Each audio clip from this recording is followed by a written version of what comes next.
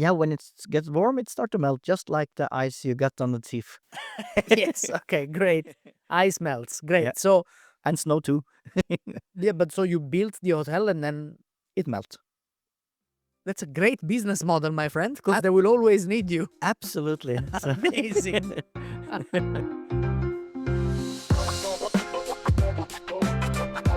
DayOff was born from the simple idea of a bar conversation during a day off, with the goal to understand great people, the choices they've made, and their mindset.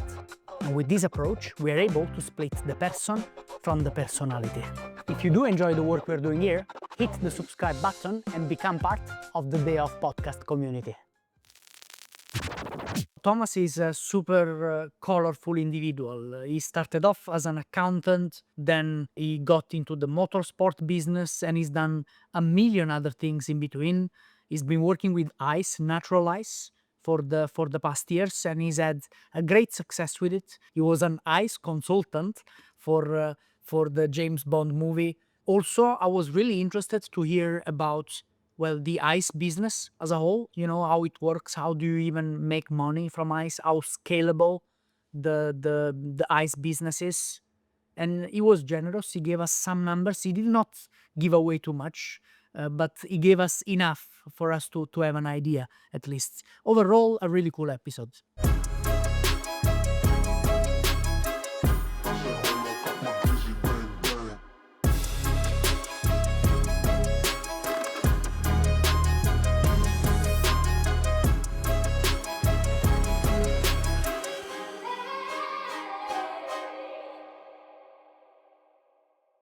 Thomas Orderud, welcome to your day off.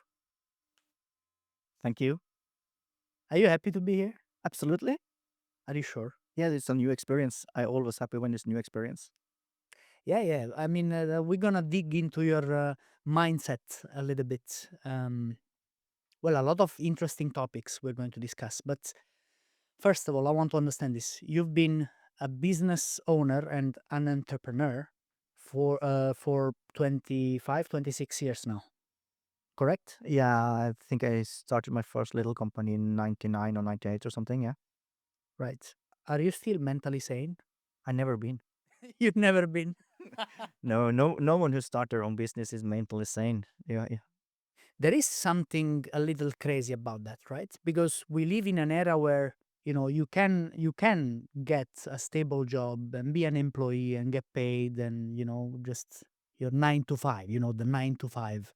Um, but that's not for some people, is it? No, it wasn't for me at least. So I had my first proper job as an accountant actually at a car dealer, a car parts dealer company, and I managed to stay there 8 months.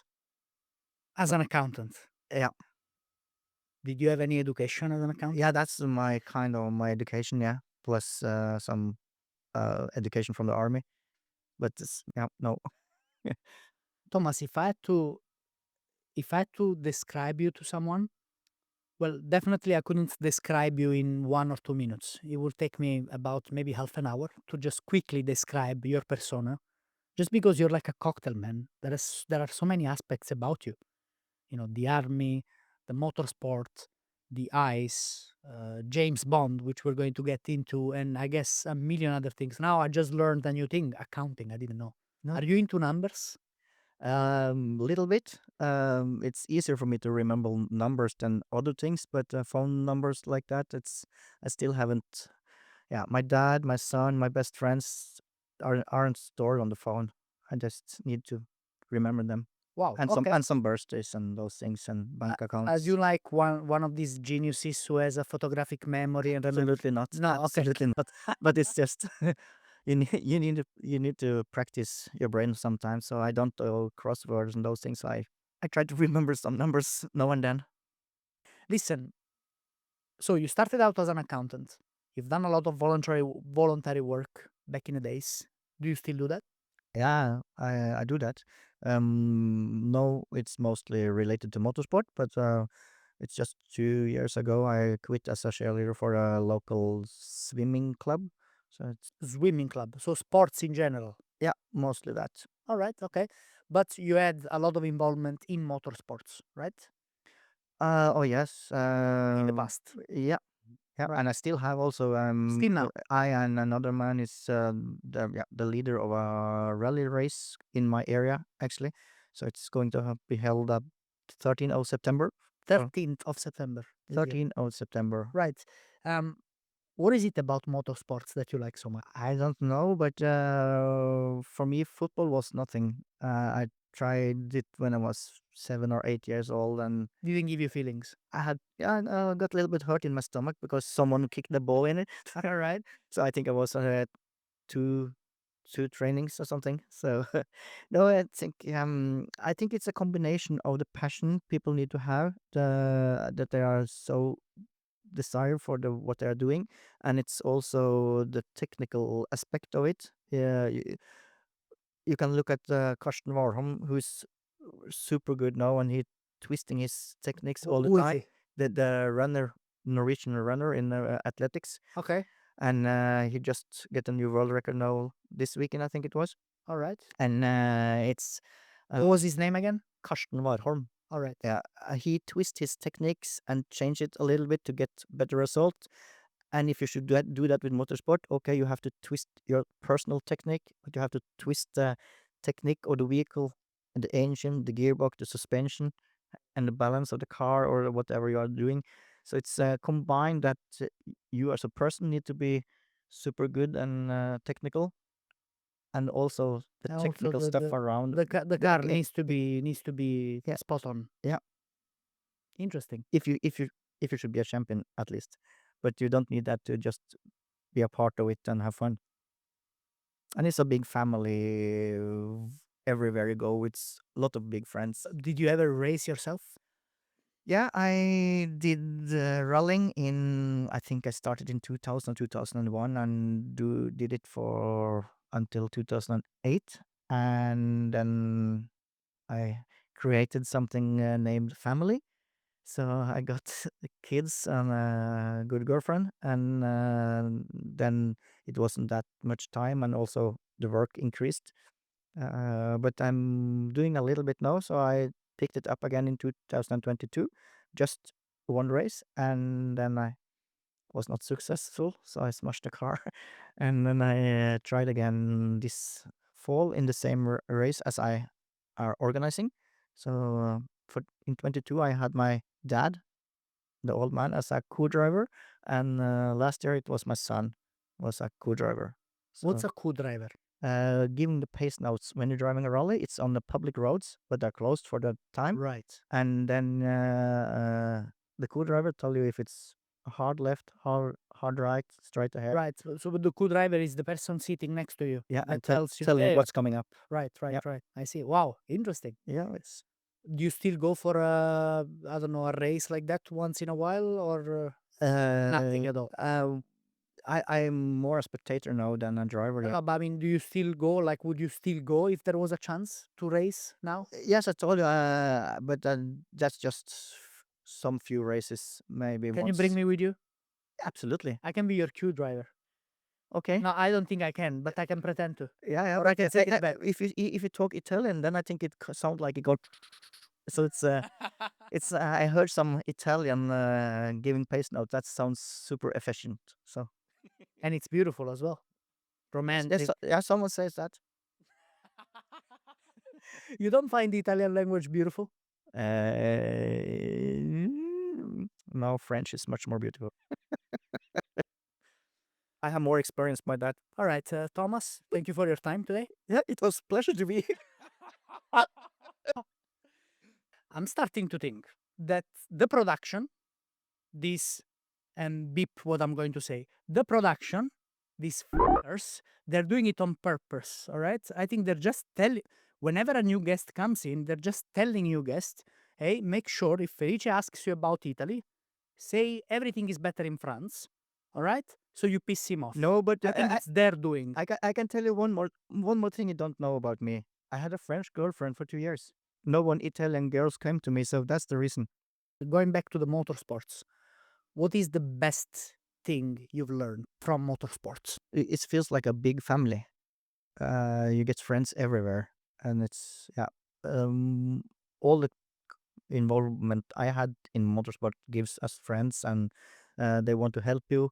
If you break something on the car or cart, go-kart or whatever, then some people come and help you and support you with parts, and then you give it back after on. And yeah, it's like a big happy family. So, would it be fair to say that the greatest lesson was to make sure you treat people right? Because you want to build a family, right? Yeah, You want to build, you yeah, want to build a community. yeah. So, but you can't build a community if every individual within that community just wants to cover their own ass, right? No, it's kind of true. Yeah. So that's my point, right? Yep. So would it be fair to say that the greatest lesson you've learned from motorsports is be nice to people? Yeah, you can say so. What's the worst memory from motorsports? For me, I can go back some years then. When my son was, I think it was 6 years or something. He was born in 2010. He took his license to be able to go karting on the. We have a racetrack just 50 minutes from our place. What's happened? It's on a straight ahead, where there's maximum speed is about, I think it's about 80 kilometers per hour. So pretty fast for a 8 or 9 years young kid. Mm-hmm. And he knew that he was about to lapping one of the other competitors. She was a super rookie, so I think it was her first race, the one he was going to lap. And the marshals gave her a blue flag. That means that you will be lapping by a faster competitor, so you have to stay stable and just keep the pace, but stay on the side so they can pass you with no disturbation. And then she didn't catch what's going on. She didn't understand it exactly, so she was confused by the marshal and stopped on the high speed area. And then the marshal tried to make her drive again. And okay, so then she turned out in the racetrack, and there my son was coming about 80 kilometers, and they crashed just in front of all the friends, all the families, just few meters from us. He jumped, used her cart and back as a ramp, and jumped, and I don't know how long, but somewhere between 25 or 30 meters. Landed, and yeah, he smashed his go-kart a little bit, and helmet was a little bit broken, but the focus, he was not in the big danger. That was the one he hit. That looked so terrible. Everyone, The girl he hit the girl, he didn't was look good. not at all, because his cart kicked her out of the cart. Her legs was more or less uh, um, attached into the something in the cart, so she was dragged out, but was just swapped down the tarmac, and the head was almost turned wrong way. It looks so terrible. So everyone was shocked. I was shocked at what I saw, and then but as a dad, I had to run to my boy, so I ran to him. At the same time, the audience and Was he passed out or was he awake? at that moment, I was not sure. I think he was sitting in the cart. I don't remember exactly. But at the same time, I run to him. People run with some tarps to cover, so no one could see what was happening uh, with the medics on the girl. So I was just grabbing my boy and washing him, and he seems okay. And I carrying him with me and just move out of the situation. And then it was But you ran to the hospital, right? not at the moment. I just went out of the situation, and I was having him on my lap. And then I was like, what happened now? I was sure that girl died. I was 100% sure. And everyone else was the same. And then you was sitting with your son, and you don't know if he's hurt inside or not, how it was. What you can see on him was that it was broken lips. So he was bleeding a little bit here, and the the helmet was smashed a little bit, and the cart was smashed. Okay, how can I tell him, and also how could I live with that some of the best thing I know, motorsports, maybe happened that my son, 8, 9 year, was involved in an accident and more or less caused another youngster died. It was just so terrible. And everyone think about that. Maybe 120 families was there, and everyone was shocked. Everyone was convinced of that this was the most baddest outcome we could have of that accident. It nearly never happened. And then ambulance drove away with that girl to the hospital, and then we had started to talk with the medics, and he was also in the crash, but he was awake all the time. So, but he also need to be checked. So then he was sent directly to the hospital as well, and he was checked, and this seems was absolutely okay. That trip, I was been driving with. I don't remember how it was. I think it was by ambulance to that place. I don't remember, but at least on the back way back, one of the a former driver of go-kart and also some kind of formula racing was picking us up, and he is also a supplier of go-kart equipments and everything. And he had been seen accident like that before, and he also thought that this was the end for that girl. But she didn't die. No, I don't understand how it could happen. But after She survived. after some hours, we got the message that she has some blisters, and she was beaten up a little bit, but nothing broken. So let me just get this straight. Right after the crash, while your son was awake, he was a bit bleeding from the lips and so on, but he was awake. Whereas the other girl, was she passed out? She was passed out, She was passed and she was shocked, so she couldn't breathe. Here, the tongue was swollen. swollen, and yeah, so she was passed out for some minutes. That was what I could see, and everyone else could see. And super routine persons covered, so no one else could see exactly what was happening when I was working with her. So, but everyone thought this was. How long? I thought the neck was snapped and everything was. Yeah. How long was the situation? Was it Before we understood it, No, actually, like the crash. The crash, was it like the crash. yeah, like 3 seconds, right? No, it's second. Maybe second. let's say 2 seconds, maybe until from the crash to its everything was quiet And that happened right in front of you. And in front of 120 all families. other friends and families. Just What was your feeling? let's say it was 10 meters from us. What was your feeling when you saw that? I was shocked. Did you get scared for your son? Yeah, and for everyone, yeah. So yeah, and it's so. I think I and a lot of others saw that this will happen just few seconds before it happened. So yeah, it was terrible. I feel now that it's a long time since I talked about it last time. I'm trying to empathize with you right now because I couldn't imagine the pain of. I have a dog, right? And I love him very much. And just if I sometimes, because I love him very much, I start thinking about the day he's not going to be with us anymore. And I almost cry. Sometimes I do cry just thinking about that day.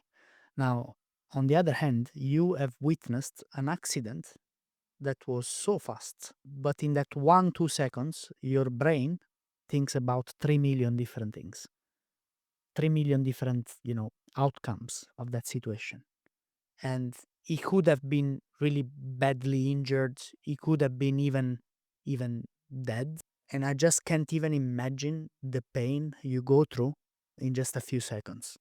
I pretty fast understood that he will not have been that bad injured, but Okay. it was a situation he was involved in with the girl. So Because your concern was that he would be traumatized by the fact that he was involved in an accident that could have killed a girl. Yeah, and remember, as I thought, this is a big family. So when you're doing thing with your best friends, then some of the friends is Part of the family. yeah, and probably was going to die, and a little bit because of what happened with him. So it's yeah, but it was not my son. But it's anyway, it's It's still terrible, of course. yeah. How did you, was your son traumatized after this? Actually, he didn't get that into it because we brought him away immediately. So he didn't see actually what we could see. What I can see in front of my head now is that the, kind of the dead body of the girl is just swapped down the street on the racetrack in front of us. That looks so terrible.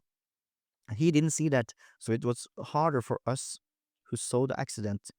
So he just had a crash, and it hurt him a little bit, uh, maybe a little bit more than a little bit, but yeah.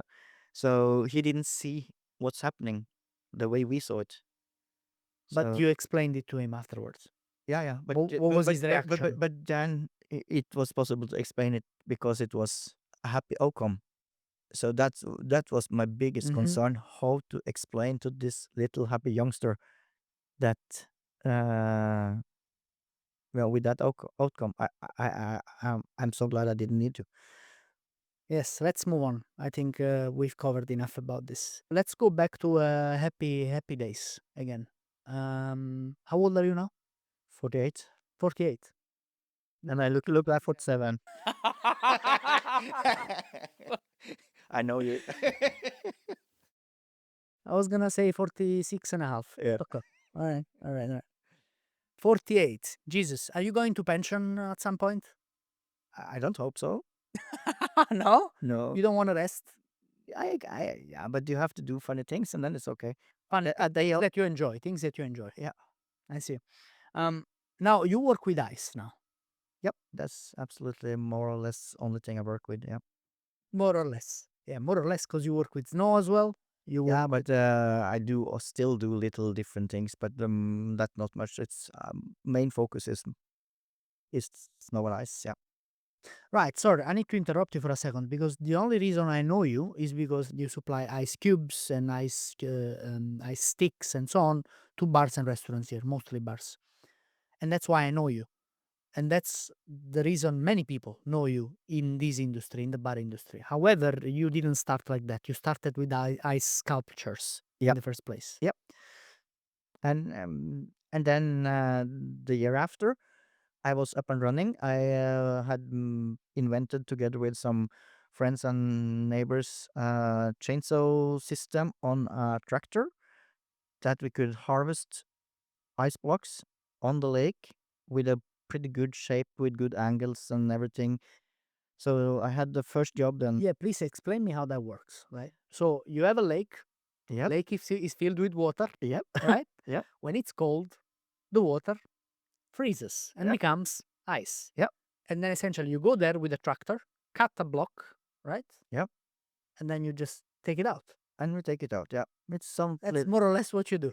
Is yeah. there more to it? Yeah, it's a lot of things because but it's not all the lakes are proper good quality. So we have to know the lakes. After years, we know what lakes in our area make the best ice, and we also know how we should treat it depending on the weather. If it's a warm period in the winter time, it's important to, if it's snow on it, just keep the snow on it because then it save it from radiation from the sunshine that make the ice not look so good. If it's cold, plow away the snow so it's freeze as much as possible, so get a thick and clear ice as possible. Uh, and another thing, nearly no one else is thinking of, the water changed weight depending the summertime and the winter time. So Water changes density yeah, based on temperature. yeah. Okay. So normally on the bottom it's cold water, You mean at the bottom of the lake? of the lake. All right.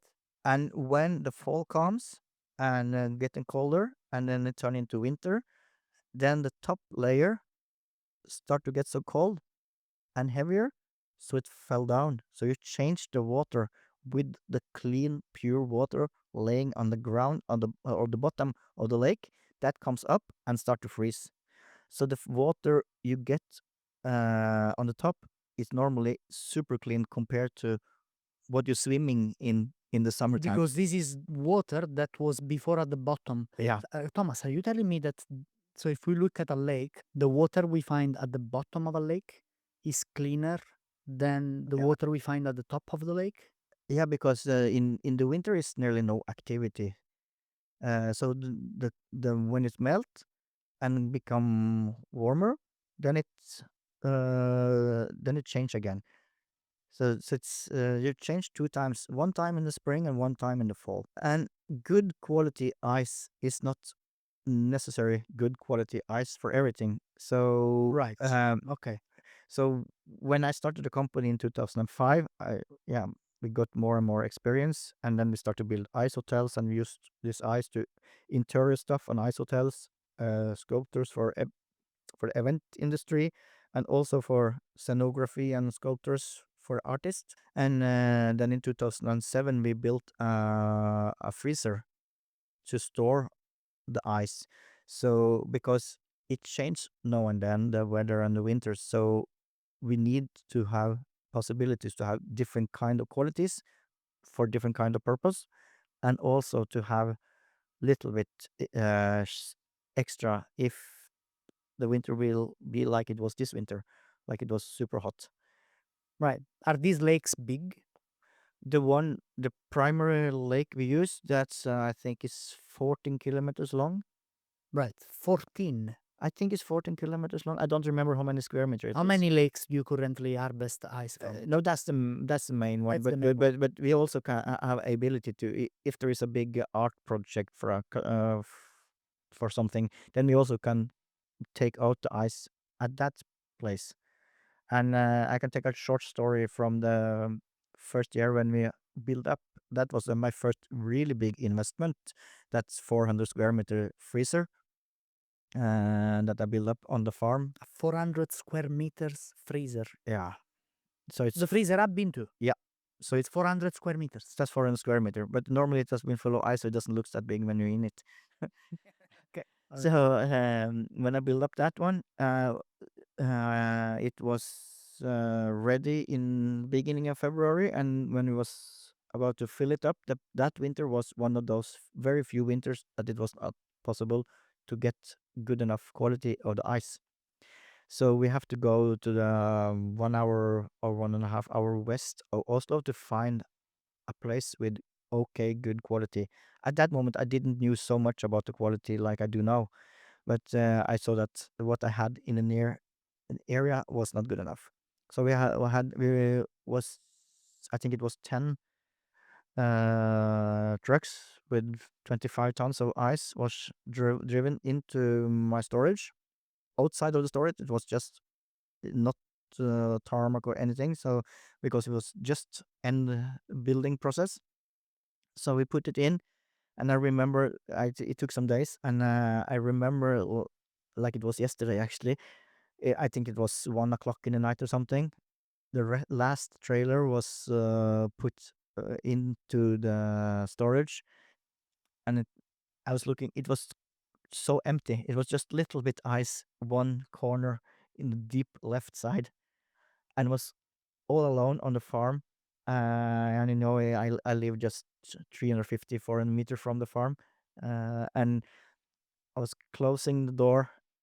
Everything was super quiet. Was watching up, and it was a clear black sky with stars. And I was thinking, Thomas, what have you done? What have you done? This is the most crazy thing you ever done. Why do you invest money in this?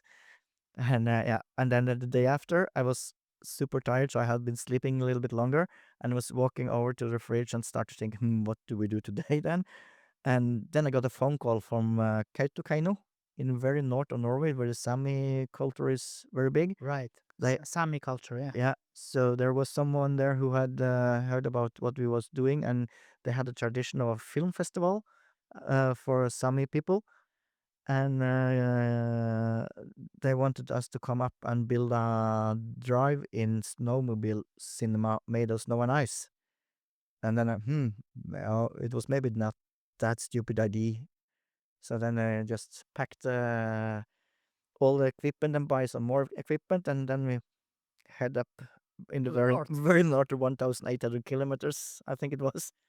And then yeah, then it was a new adventure, and then we just Let's. I want to get into the business side of this as well. Very interesting. But is climate change affecting? Does climate change have an effect? Like, do you feel it it's have on what you do? it has different kind of aspects actually. One of them thing is that yes, certainly the 20 years I've been driving, doing my business. Uh, it's more often now that the harvesting season is complicated or have to start earlier. So the season where the ice is growing is shrinking and getting shorter every year So for the sure. season is shrinking. Absolutely, that's my experience. So climate change does exist. Yeah, absolutely, absolutely. And then another part of it is for the customers. A lot of people in Oslo want to have some kind of sculptures for an event. They want some decoration outside the shops. Uh, and the problem is that you cannot guarantee that it's cold enough. So it may be a very short pleasure to have this ice sculpture or scenography or whatever. But it's still possible to do it in the central Oslo normally. And the third aspect of these climate changes is that most of the politics in Europe agree that this actually is going on and we have to do something. So they have a big focus on sustainability, not only labor and economy, but also for the environmental stuff and energy consumption. And because of that, it's been more and more popular to use over, as you say, harvested lake ice compared to frozen uh, machine-made ice, because the energy demand to make ice compared to just harvest ice is huge difference. Because Um, some people will say, I get where you're coming from, but some people will say, yes, it's way more sustainable to harvest ice from a lake because it's already there. However, you still need energy to store the ice afterwards, right? yeah, but do you need that if you make a ice block also?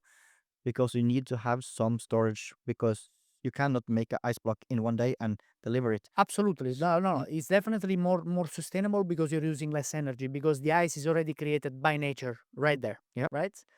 Um, However, would you say the natural ice business is 100% sustainable? nothing is 100% sustainable. That's right. That's right. But you can be as sustainable as you can. And I can also improve it and be better. I collaborate a lot with different research companies, like and and the university at Ås, the NIBIOB. They have made a report for us where they look into all the. It was based on a Kleinbell ice block machine, and Climb bell. that's one of the producer of ice block machines. Okay. Yeah. And look at the energy consumption and all you need with a plastic inner liner and everything you need there. And they was looking at, we use some gasoline, we use some some diesel oil. We can convert into more electric, but like it was, they looked at numbers, and they could see that if we this was especially if you compare with the European market. We use Norwegian energy mix. We use harvested lake ice, harvest from a lake very close To your home to my home and to the and to farm. where the farm is, yeah. Yeah. So if we compare then to a company producing an ice block done in Europe, let's say Munich, Milan, whatever, and use the European mixture of electricity and ice block machine, then then you can transport the ice on a train, because you have different rates: car, train, boats, and but by train you can transport it. I think the report said 2,300 kilometers. And after that, I have put up solar panels on the freezer, so I reduced the carbon print even more. The carbon footprint, yes. So do you say 2,300 kilometers? Yeah, Right. and then it's only for the energy part of it. More and more cities have also a lack of enough water Right. for drinking. So an oversource for ice is kind of eternal. It's always rain, always snow.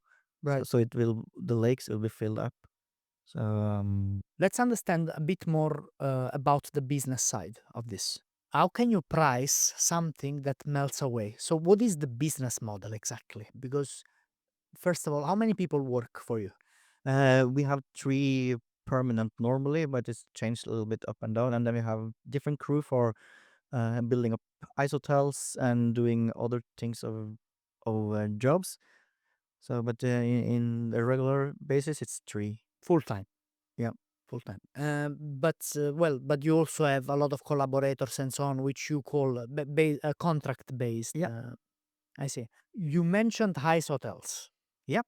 How exactly does building a ice hotel work, and where, and how much, and all these things?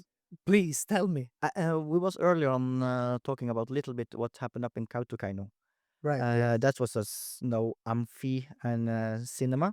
We can do different things also, but ice hotel, it's mostly a snow hotel. The inventory is made of ice, and the external part is made of snow. So we have some casting systems, and put up inflatable balloons or steel frames that can be lower after we put on the snow. It's a little bit like working with concrete actually, but it's get harder much faster, and it's easier to shape after it gets hard. So it's But you can all this that's a very basic stupid question, but I have to understand it. You can only build a ice hotel in areas where it's extremely cold, like minus all the time, right? yeah, when it gets warm, it start to melt, just like the ice you got on the teeth. Yes. Okay. Great. Ice melts. Great. Yeah, So and snow too. yeah, but so you built the hotel and then It melt. that's a great business model, my friend, because they will always need you. Absolutely. So Amazing. as long as they're happy with what they get until it melt, of course. But the most of the customer are very happy with what they get. When you say ice hotel, right? You mean it's a actual hotel where people can stay and Yeah, stuff? yeah, with different. We don't run any one of them. No, We no, I build that understand. for I'm just other. asking what it is. Yeah. So, for example, at Lillehammer, close to there, it's a amusement park with name 𝒟𝒏𝓎𝗙𝗙. In the winter time, they open it as a winter park, where they have a ice cathedral. They say it is where you can get married. They have a hotel where you can sleep, and it's a lot of ice sculpture and ice art you can watch, and you can also get served drinks in the ice bar, served on ice glasses. Right. But ice bar and ice cathedral, I understand how it works because you go there for a relatively short time, right? Yeah. You go there, you get married, a few hours, you get out. Yeah. But a ice hotel meaning you have to sleep with a jacket on. For people live up here in the north, we have sleeping bags, Right. and then you have good clothes, good warm underwear, and professional sleeping bags. Then it's no problem to sleep in an ice hotel. It's you can sleep outside. But you do understand how weird it looks from my perspective, right? Absolutely, absolutely.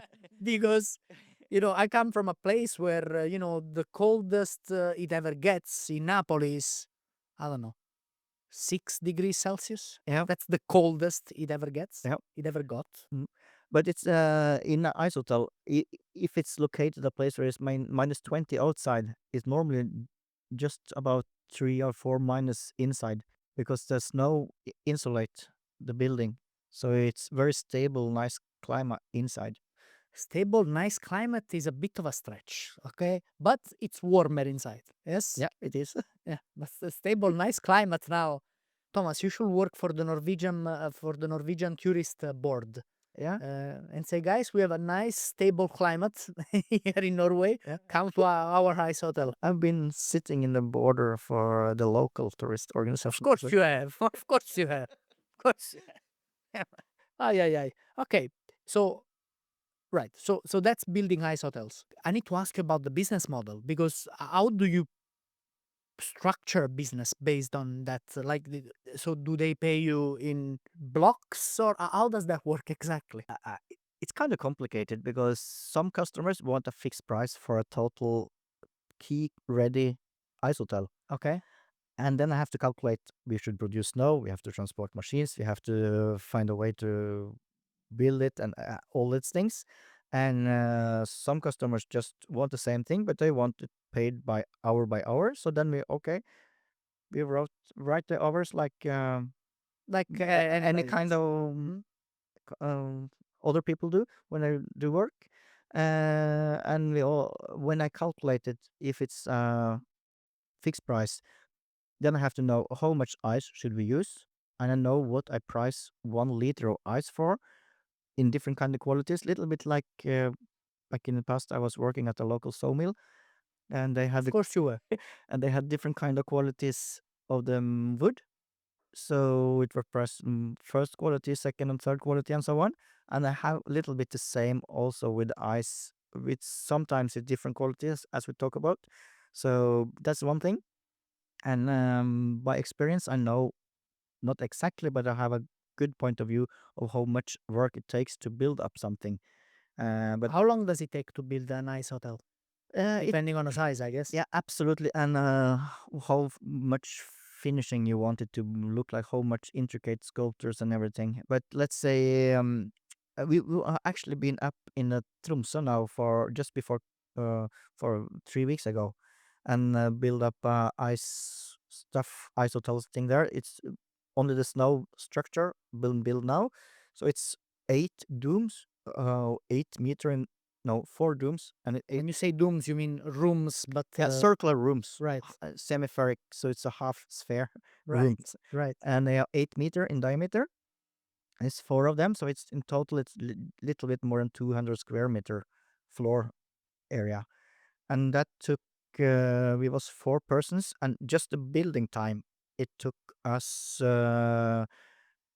about 34, so 150 hours, I guess, to just the main structure. And how many people work on a project like this? That maybe was 4. Only. With good machines and heavy equipment. That's not much. 4 including you. Yeah, including me. And you manage the construction, right? You're there managing everything. Or you have I'm managing and I'm driving heavy machines and excavator, tractors, everything. Do you need a license to build something like that? No, but you need a license to drive the machines. No, for sure. But I mean, to actually build the hotel, do you need any sort of license or anything like that? You need approval from the local. From the local council. Yeah. I see. Mm. All right. Okay. Normally, it depends on, but little bit different. But this is not a permanent building. No. They are Exactly. No, they no, don't for go sure. to That's why I'm so wondering. Do you need a license or you don't? Or Mm. well, in Norway, you need a license even if you want to serve alcohol for an event. So Yeah, you need yeah. a license for everything, Mm. right? Well, and that's a good thing, I believe. Yeah. But when it comes to like the profit of it, right? In percentage, is it above or below 50%? Oh, the turnover and what will left? There's a lot. Profit Oh, it's much less. less than 50%. Yeah.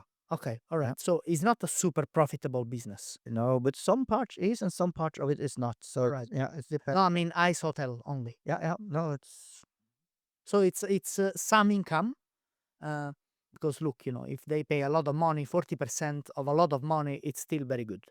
yeah. But I guess it's about 20 maybe. All right, 20%, right? Yeah, between 15 and 20. So what's the most profitable part of your business then? I haven't counted the numbers exactly for that, but or I know a little bit, but I don't know if I want to share it with you. Okay, no, well, I just want to know No, the but most profitable department of your. I think it's mostly if we just sell. Let's say I harvest the ice block in February, and the beginning of March I can send it away just a raw ice block. Then I have Okay. nearly no work with it, and it just put it in the storage and put it on the transport. Right, that's maybe the best, but that happened just few days. Of course, If you could do that all year, it will be great. that then we can have a lot of fun together. I see, I Yeah. see. But okay, so let's break this down, right? Because based on your answer now, I understand that the biggest cost you have in running your operation is labor cost. Yeah, That's yeah, the biggest cost. and investment of machines and Well, but yeah. the machines you buy them once, or sometimes you rent them, I guess, as well, right? Yeah, but most Okay. I like to buy. You do. Yeah. You're like a kid in a candy store.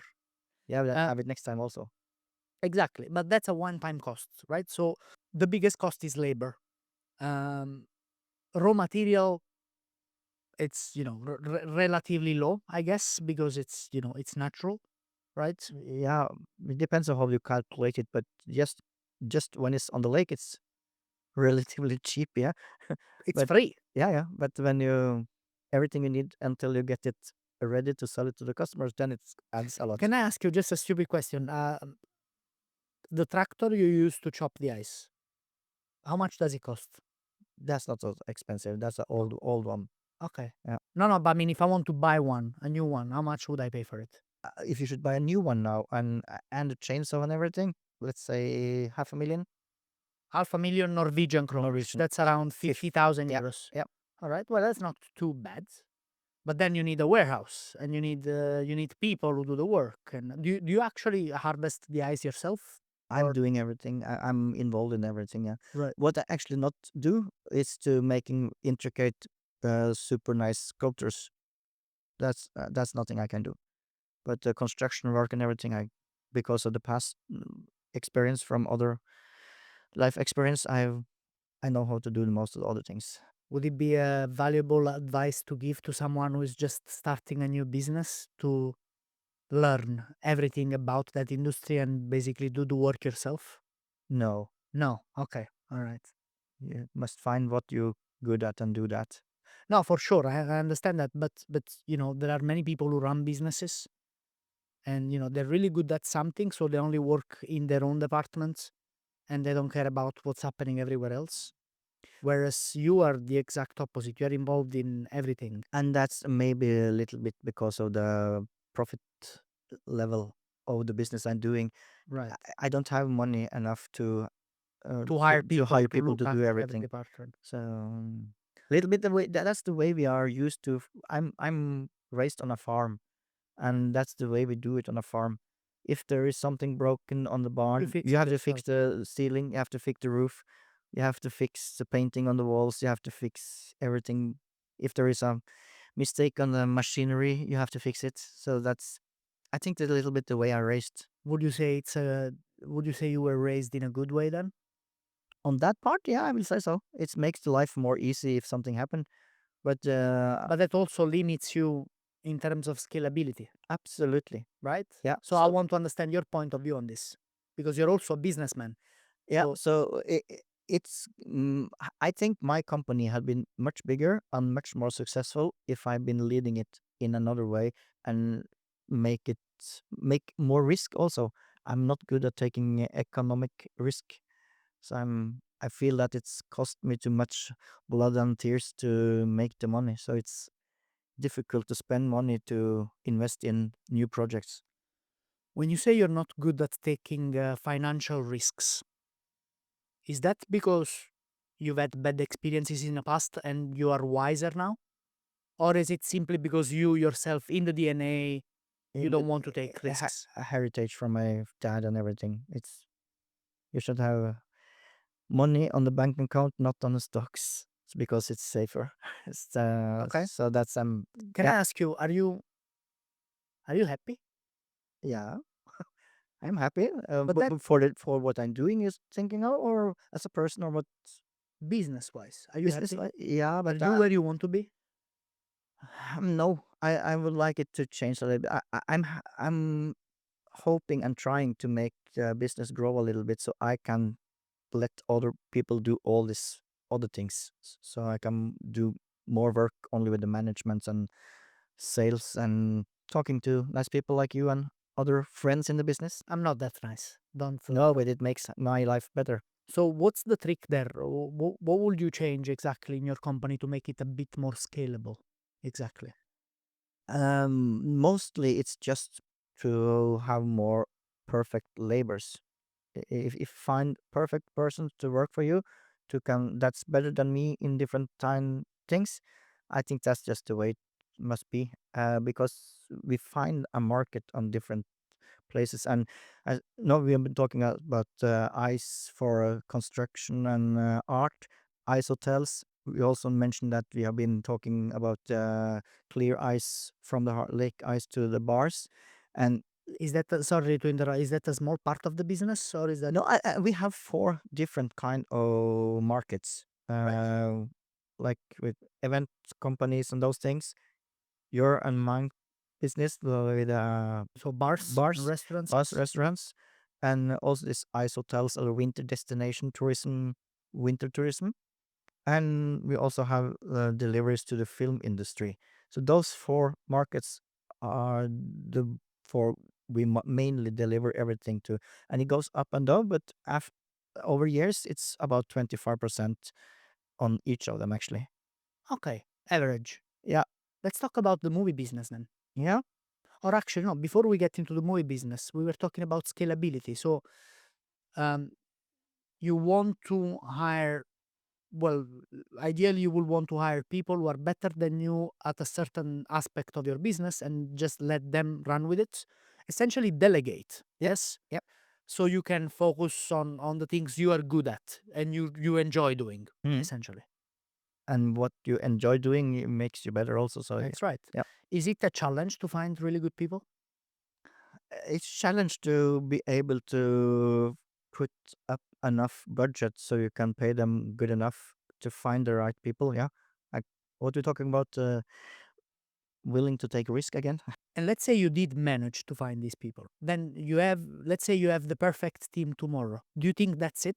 Do you think that will be enough for you to scale the business to the size you want to scale it? Or there is also a raw material issue No, or a timing issue? Well, raw material, not really, because there is water.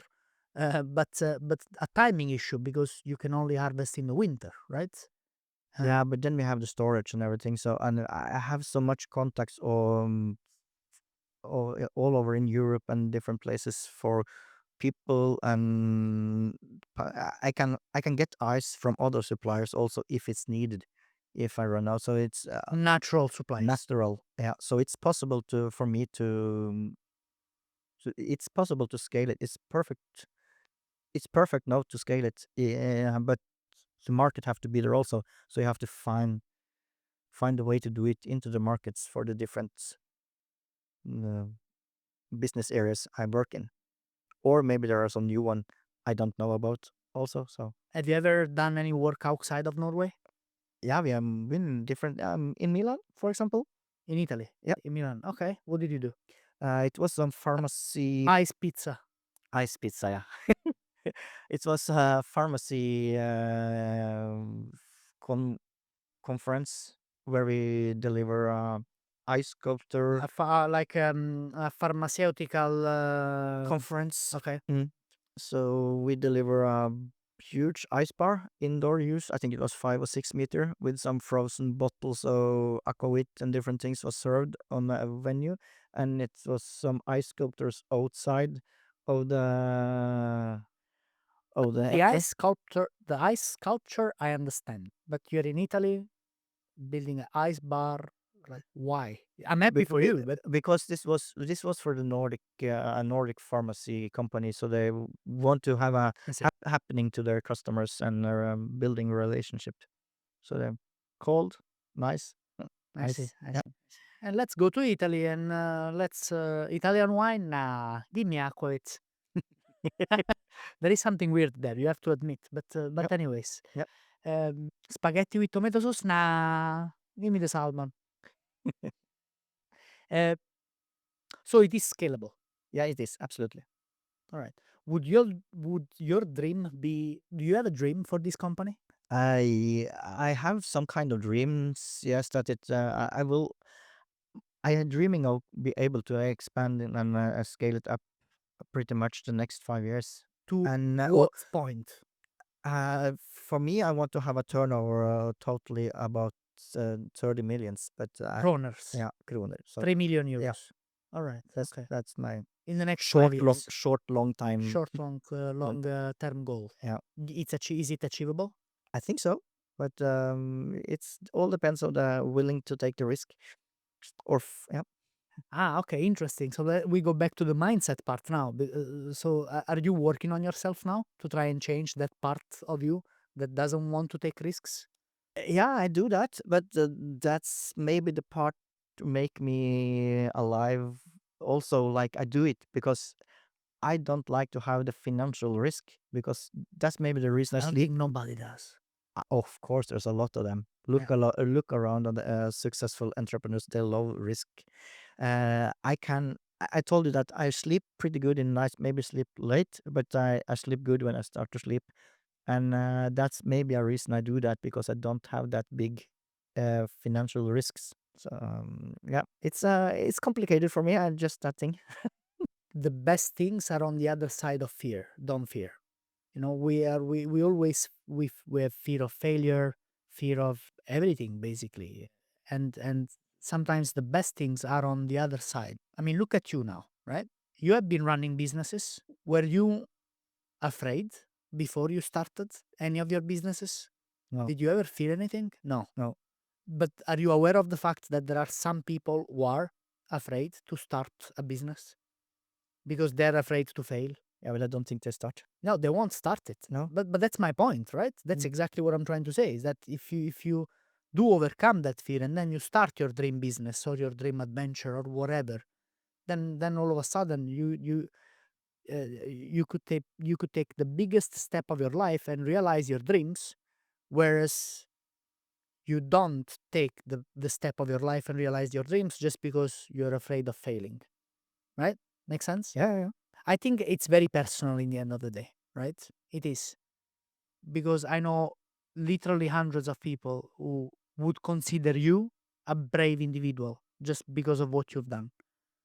On the other hand, you say, okay, I don't want to take a financial risk and so on. So it's all about perspective. That's what I'm trying to say, right? And I'm trying to say you're not really in a bad position where you are. No. I'm super happy with what I have and what I achieved. So, and I can go back and rest if I want, sell what I have, and have a smooth, easy life the rest of my life. But I prefer to try to keep on pushing.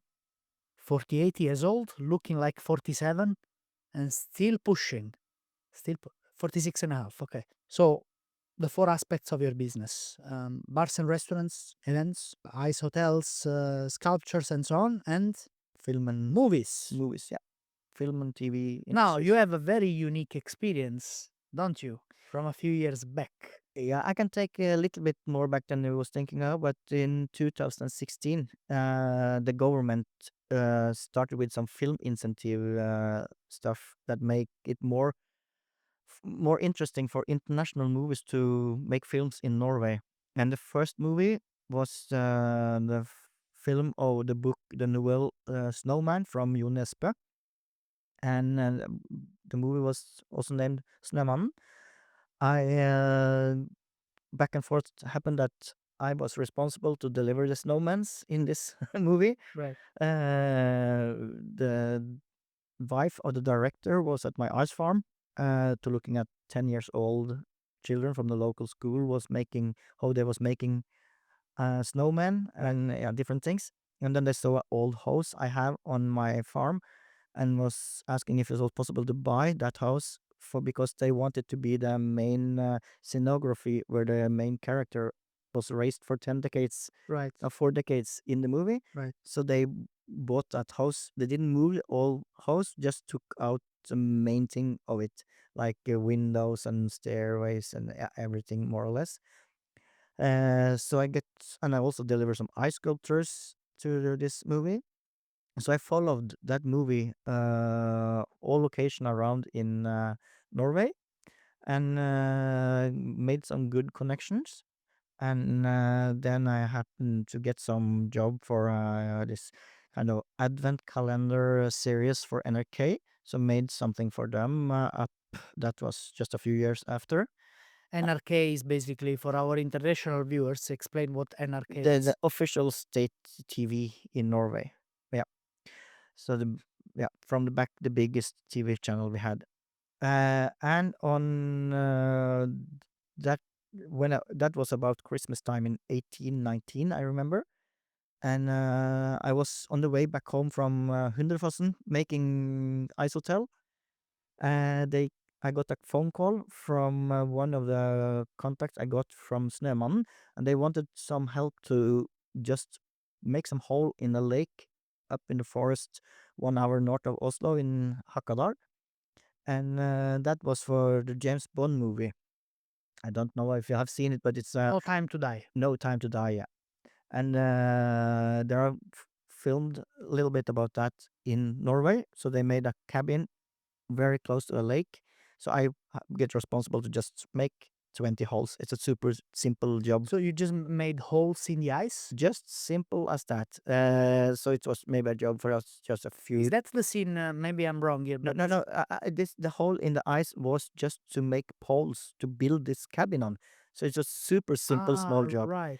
So, and I said, just call me because I'm just 30 minutes away working for NRK. So it was, yeah, maybe it was 2 or 3 or 4,000 kroner. It was nothing. So 300-400 euros. No. So I did that, and I come back and helped a little bit more. And then I met the responsible carpenter from Eon Production in London, and supervising art director, also from London. And he was going to the airport, and I had a man working for me for this NRK stuff. And he also wanted to go to the airport, so he was going to fly home. And then this Eon Production James Bond guy was looking at the scenography we had built for the NRK, and then he said, wow, this is people we can use more. So So they were happy with your work, essentially. yeah, so then when he saw what I've done for NRK, then he wanted me to send some ice blocks to London. That was in January, I think, February, January, to have it for a scenery that should be shot in the Pineville studio and an underwater stage with some ice blocks and different things. So then that happened. We had to make some special sized ice blocks. I think there was 2 by 3 meter.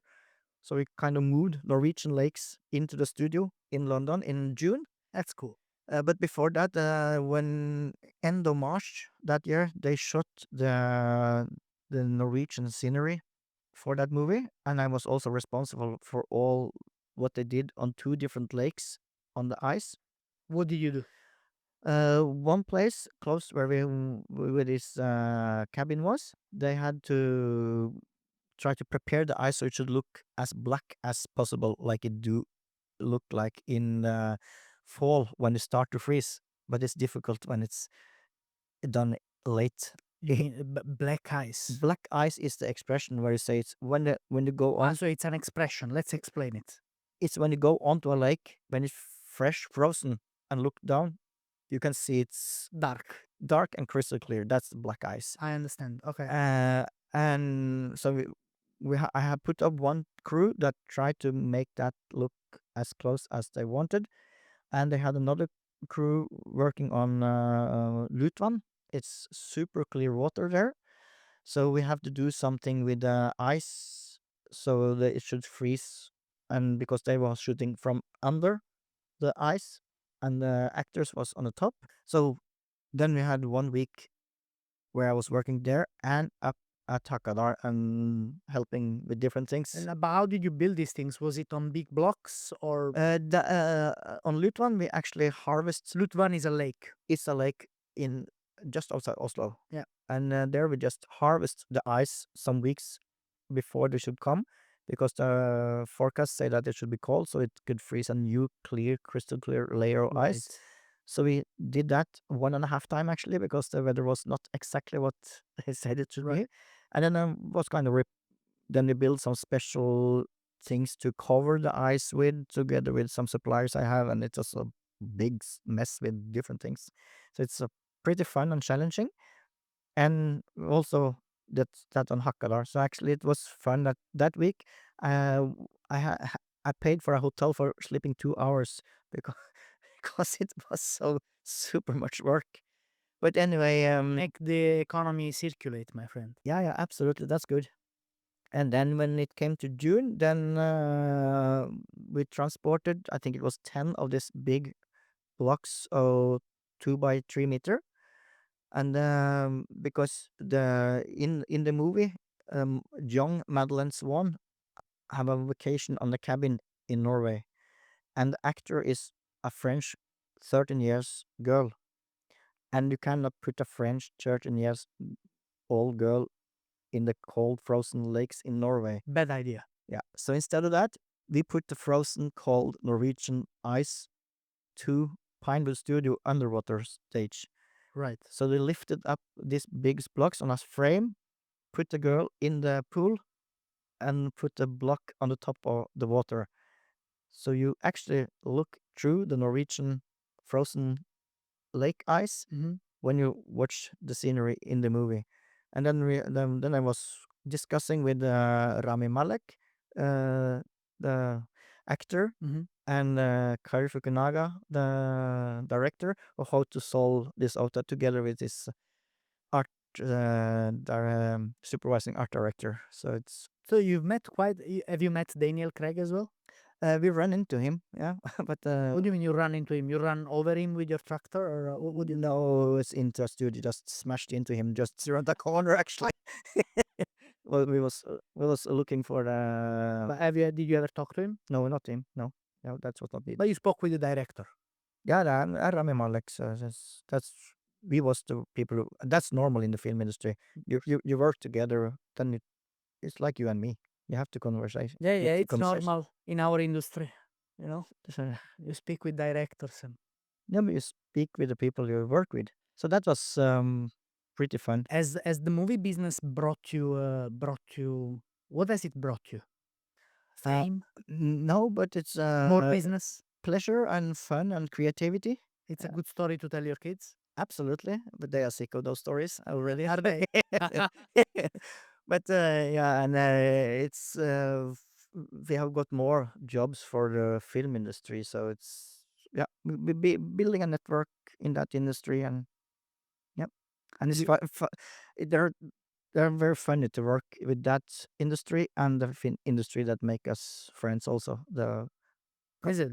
yeah, the cocktail bar industry and the film industry. These are the most fun. I think so, but I haven't been there in more than 10 years now, so it's maybe because Because when you were doing this No Time to Die that was in work, that was 10 years ago. no, that was not 10 years ago, but the Snowman is soon 10 years ago. No, okay. So, because No Time to Die is not that old. It came out when? Yeah, but it was a COVID time. It was made in 18 and 19. Right. It was shot in 2018, 2019, and Yep. it came out 2000. 21, I guess. Yeah, Okay. All right. October 21, I think it was. So you're gonna bring me to a movie set one day as well? Not all people I should, can make cocktails, you know. but not all people should be there. But if there is a cocktail movie, then I can bring you. All right, Thomas. There is one thing though that I always admired about you. Okay, curious. The only thing actually, because the rest. No, but there is one thing. There is. I didn't insult you at all. All right, let me insult you now. Okay, so I only admire one thing about you. No, jokes aside. Everybody likes you. Okay, thank you. Actually, yes. That make me very happy. I'll tell you something. If there was another guy selling natural ice, and the other guy's name is Chris, just to pick a name, okay? And that Chris was I